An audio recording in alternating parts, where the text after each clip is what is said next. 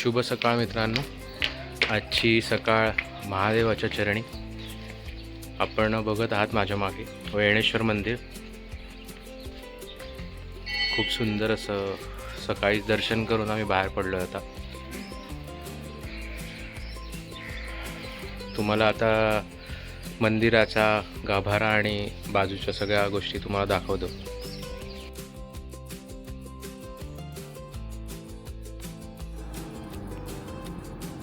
वेळणेश्वर हे महाराष्ट्रातील रत्नागिरी जिल्ह्यातील गुहागर तालुक्यात असलेले एक शांत, निसर्गरम्य आणि धार्मिक पर्यटन स्थळ आहे.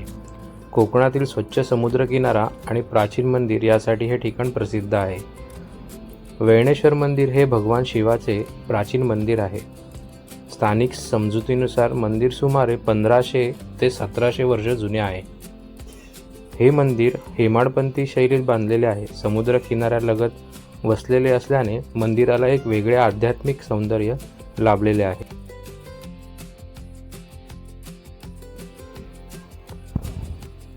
कोकणच्या शांत किनाऱ्यावर वसलेले श्रद्धा आणि निसर्ग यांचा सुंदर संगम म्हणजे वेळणेश्वर. समुद्राच्या अगदी सानिध्यात असलेले हे प्राचीन शिव मंदिर सुमारे हजारो वर्षांचा इतिहास सांगते. स्वयंभू शिवलिंग, समोर नंदी महाराज आणि आजूबाजूला पसरलेली शांतता मनाला विलक्षण शांती देते. दर्शनानंतर काही पावलांवरच निळ्या समुद्राच्या लाटा, जिथे श्रद्धा, निसर्ग आणि शांती एकत्र अनुभवायला मिळते. ते ठिकाण म्हणजे श्री वेळणेश्वर मंदिर. वेळणेश्वरच्या मागच्या बाजूला आपल्याला समुद्राचं दर्शन होतं. तिथेच आपण चाललो आहोत नाश्ता करायला. कल्पतरू हॉटेल आहे. नक्की या कोकणात, सगळ्यांनी भेट द्या. स्वच्छता राखा. मेन खूप सुंदर आहे आपला कोकण. नक्की बघा. लाटांचा आवाज, वाऱ्यांची थंड झुळूक आणि मनाला मिळालेली शांतता, हा आहे वेळणेश्वरचा समुद्र. इथे समुद्र फक्त दिसत नाही, तो मनात उतरतो. कोकणचा खरा अनुभव हवा असेल तर वेळणेश्वरला यायलाच हवं. नक्की या. वेळणेश्वरवरून नाश्ता करून आम्ही दाभोळच्या दिशेने निघालो चंडिका मातेच्या दर्शनाला.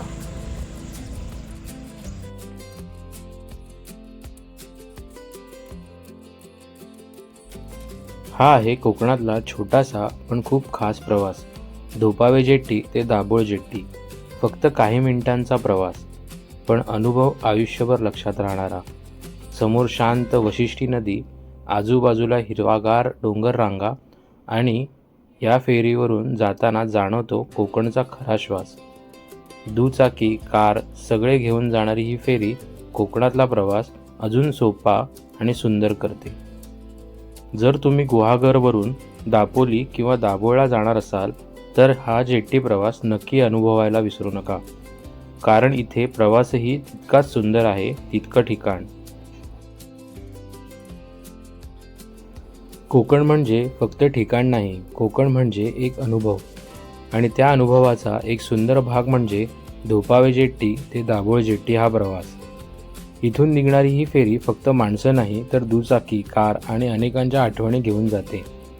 फेरी नदीत सोडली की सभोवतालची एक वेगळाच शांतपणा जाणवतो. हॉर्नचा आवाज नाही, शहरांचा गोंगाट नाही, फक्त पाण्याची हलकी हालचाल आणि कोकणची निवांत हवा. सूर्योदय किंवा सूर्यास्ताच्या वेळेला हा जेट्टी प्रवास अजूनच सुंदर होतो. सोनसळी प्रकाश, पाण्यावर चमकणाऱ्या लाटा आणि त्या क्षणात हरवलेले मन. कारण कोकणात प्रवास जास्त सुंदर असतो आणि धोपावे ते दाभोळ जेट्टी याचं जिवंत उदाहरण आहे.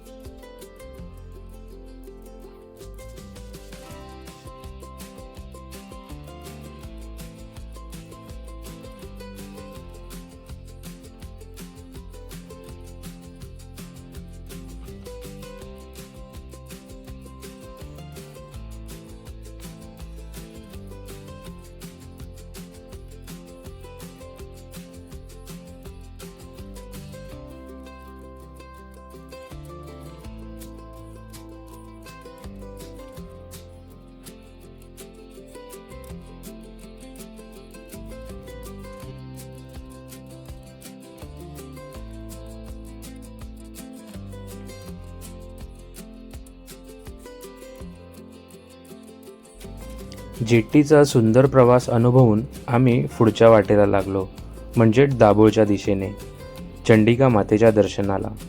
त्याची काही दृश्य तुमच्यासाठी. श्री चंडिका देवी मंदिर हे दाभोळ येथील एक प्राचीन आणि अत्यंत श्रद्धास्थान मानलेले हिंदू मंदिर आहे. येथे देवीचे स्वरूप चंडिका म्हणून पूजले जाते. मंदिर पांडवकालीन म्हणतात. काही स्थानिक कथानुसार पांडवांनी येथे वास्तव्य केल्याची मान्यता आहे. देवीची मूर्ती स्वयंभू म्हणजे स्वतः प्रकट झालेली मानली जाते आणि ती एका नैसर्गिक गुहेत स्थित आहे. देवीचे दर्शन घेऊन आम्ही पुढच्या प्रवासासाठी तयार झालो, ते म्हणजे परशुराम भूमी, उरोंडी.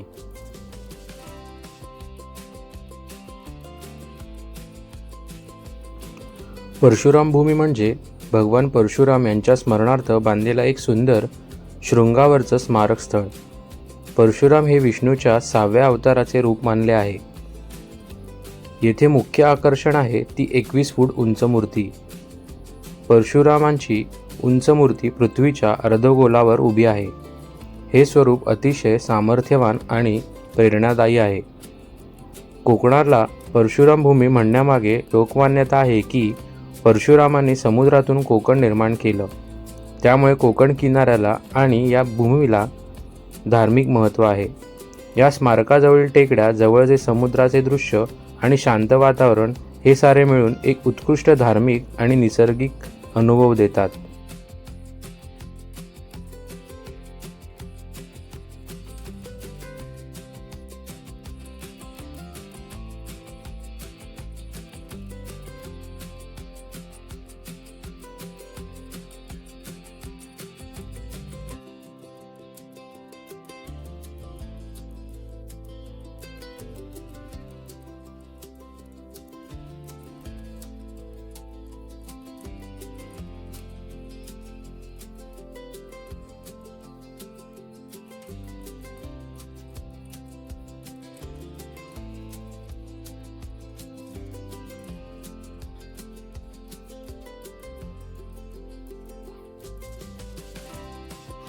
परशुराम भूमी बघून झाल्यावर आता आम्ही थेट आंजर्ल्याला म्हणजेच कड्यावरच्या गणपतीला चाललो, गणपती बाप्पाचं दर्शन घ्यायला. बाईकवर फिरताना, भ्रमंती करताना असं वाटतं की मन असं अपूर्णच राहतं. जितकं बाईकवर फिराल तितकं कमीच वाटतं. हे असे छान असे सुंदर क्षण, ही आपली जी गँग आहे ती त्यांच्यासोबत जर आपण फिरतोय, हे खूप मनाला एकदम ताजंतवानं करतं.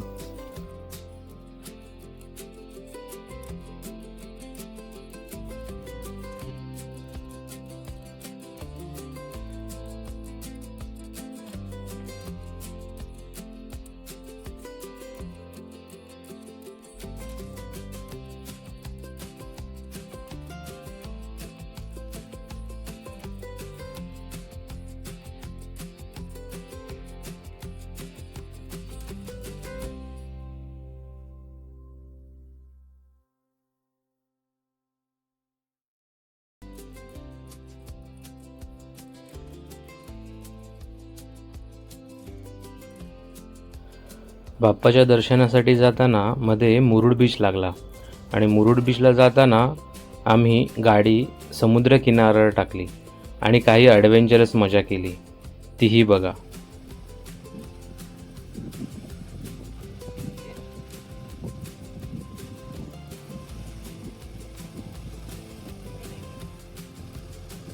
राईडमध्ये काहीतरी थ्रिलिंग गोष्टी हव्यात ना, त्या ह्या अशा. थोडीशी मजा, मस्ती आणि एन्जॉय.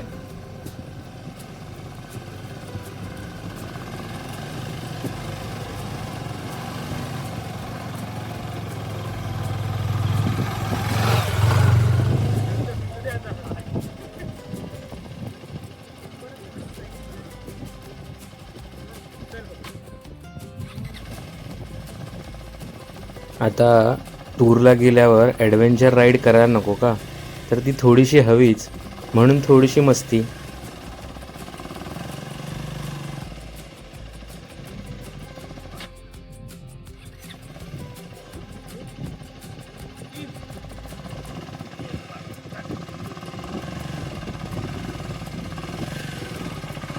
एकदाची निघाली वाळूतनं बाहेर आणि आम्ही पुढे निघालो. साधारण 5:30 ते 6च्या सुमारास आम्ही आपल्या आंजर्ल्याच्या गणपतीला पोचलो, म्हणजेच कड्यावरच्या गणपतीला. संध्याकाळ झाली होती आणि सूर्यास्तासाठी आम्ही ॲक्च्युली निघालो बघायला, पण ते मिळालं नाही आम्हाला. रत्नागिरी जिल्ह्यातील दापोली तालुक्यातील आंजर्ले गावात समुद्रकिनाऱ्याजवळील टेकडीवर म्हणजेच कड्यावर वसलेल्या कड्यावरचा गणपती हे एक जागृत आणि स्वयंभू देवस्थान आहे.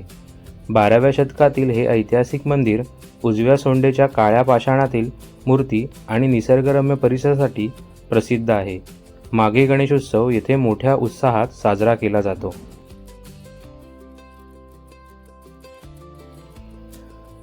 गणपतीचे दर्शन घेऊन पुढे थोडंसं चालल्यावर गणपतीचे पाऊल आपल्याला दिसते आणि आपण तिथे नतमस्तक होतो. आजूबाजूला पसरलेला हा हिरवागार निसर्ग बघून खूप छान वाटतं. आजचा राईडचा दिवस आम्ही इथेच संपवून पूर्ण करून आम्ही पुढे राहण्यासाठी मुरुडला निघालो. आता उद्या भेटू. शुभ सकाळ सगळ्यांना. व्हॉइस ओव्हर देतोय तरी पण शुभ सकाळ म्हणतो. आज आम्ही नाश्ता करून आता चाललो तर केशवराज मंदिराकडे. ती जर्नी आता तुम्हाला दिसेलच.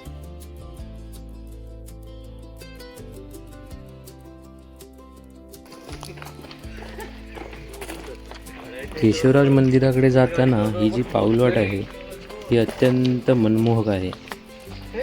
जसं आपण आपल्या गावी जातो ना तसं अगदी तसंच वाटतं. सुंदर पोपळीची, नारळाची झाडं, मिरीच्या ज्या वेली असतात त्या मिरीच्या वेली आजूबाजूला आणि हिरवागार निसर्ग. इतकं भारी वाटतं ना ह्या गोष्टींना बघून. सगळा क्षीण निघून जातो.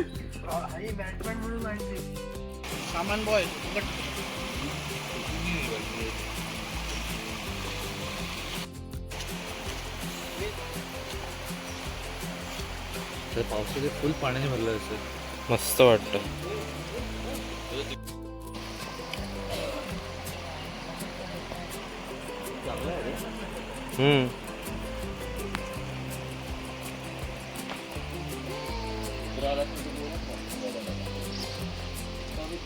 मंदिराकडे जाताना थोडीशी आपली दमछाक होतेच, पण वरती देवळाकडे गेलं की अगदी प्रसन्न वाटतं.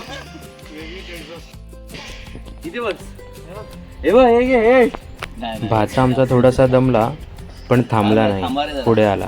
हे चालत राहिला जोमाने. दिखाओ अपना चेहरा, खुकार चेहरा दिखाओ.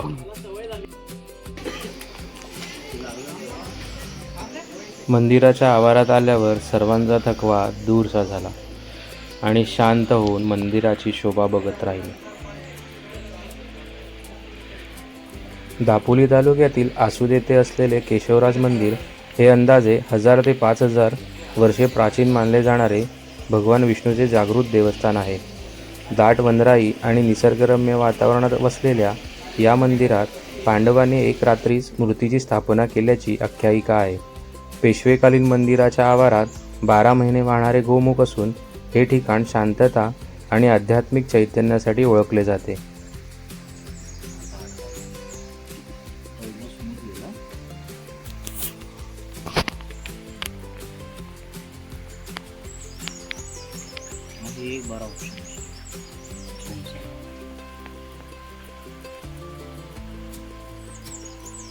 निसर्गाची ही किमया बघून आम्ही परतीचा प्रवास सुरू केला. आम्ही म्हणजे सुहास आणि मी. बाकीचे आमचे गँगवाले तेच थांबले. आम्ही जेवून पुढे मुंबईला निघालो. आजचा रस्ता इथे थांबतो, पण कोकणची जादू मनात कायमची घर करून बसली. हिरव्या डोंगरातून जाणारे वळणदार रस्ते, समुद्राच्या लाटा आणि थंड वारा या सगळ्यांनी पुन्हा एकदा सांगितलं की आयुष्यात कधीकधी फक्त निघून जायचं असतं, नकाशात न पाहता, घाई न करता. ही बाईक राईड फक्त प्रवास नव्हता, तो स्वतःशी केलेला संवाद होता. हा ब्लॉग इथेच संपवतो, पण पुढची राईड लवकरच. तोपर्यंत सुरक्षित राहा, प्रवास करत राहा आणि कोकणवर प्रेम करा. आणि हां, सबस्क्राईब नक्की करा आणि लाईकसुद्धा. थँक्यू.